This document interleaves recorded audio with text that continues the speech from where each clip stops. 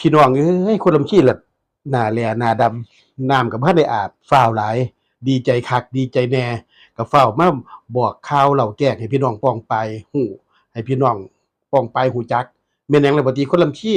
บอกให้ก็ได้โอ๊ยมื้อนี้มีเงินโอนเข้าตั้งแต่ตีห้าอื้ยดีใจว่าซั่นเฮ้ยเงินหยังล่ะบัดนี้เงินผู้เฒ่า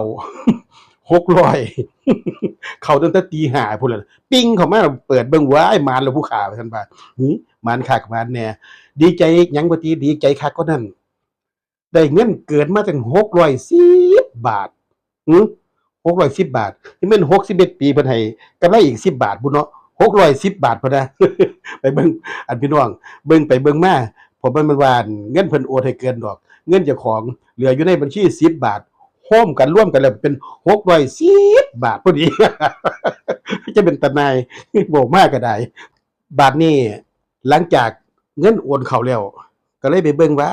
ยรัฐบาลยังสิมาใจดีแท้พะนะโอนเงินให้คนบัญชีตั้ง610 บาทว่าเป็นได้กำไร10 บาทหรือแม่นเพิ่นบวกให้อีก1ปีปีนี้61เพิ่นก็เลยว่าให้610 บาทซั้นบ่ซั้นดอกอุตส่าห์ดีใจบัดไปเบิ่งไปเบิ่งมาไล่ไปไล่มา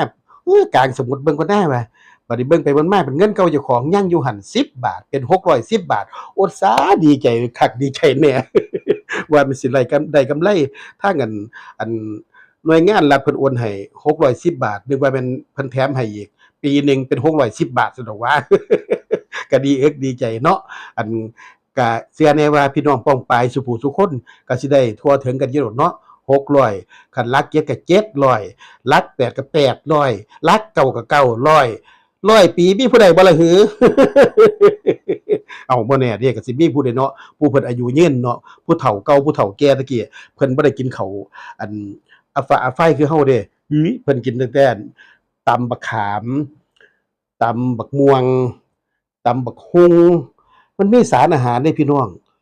พวกวิตามินซีอยู่หั่นรวมหลากเบิดบัดนี้เพิ่นก็กินปิ้งปลานึ่งปลาเพิ่นบ่ได้กินชาบูบิคิอิหยังพู้นเด้เพิ่นบ่ได้กินชาบู MK บ่ได้กินอิหยังไปพุ่นเด้พี่น้องบ่ได้กินเนื้อย่างนุ่มย่างผู้เฒ่าเก่าเพิ่นบ่มักเด้คันมีป่นปลาเข็งไข่นี่โอ๊ยแฮ่งคักส้มผักเสี้ยนแฮ่งมักคักบัดนี้ก็ส้มผักกาดขาวก็แฮ่งมักคักส้มผักบัวส้มผักหอมก็แฮ่งถูกคิงผู้เฒ่าเพิ่นกินอยู่ซั้นตั่วเห็นบ่ผู้เฒ่าเก่าเพิ่นอายุเป็น100กว่าปี80 90ว่าบุญบาปเฮาสิฮอดส่ำเพิ่นบ่ โอ๊ยบัดนี้ได้610 บาทก็สิไปถอนตัวจงไว้10 บาทคือเก่าเที่ยเดือนหน้าจงไว้จัก20ซะเที่ยเดือนหน้าเข้ามาอีก620ก็สิเป็นกำไร20 บาทเนาะ มื้ออื่นเช้าก็สิไปถอนไปซื้อแนวอยู่แนวกินมาเฮ็ดแนวอยู่แนวกินไปจังหั้น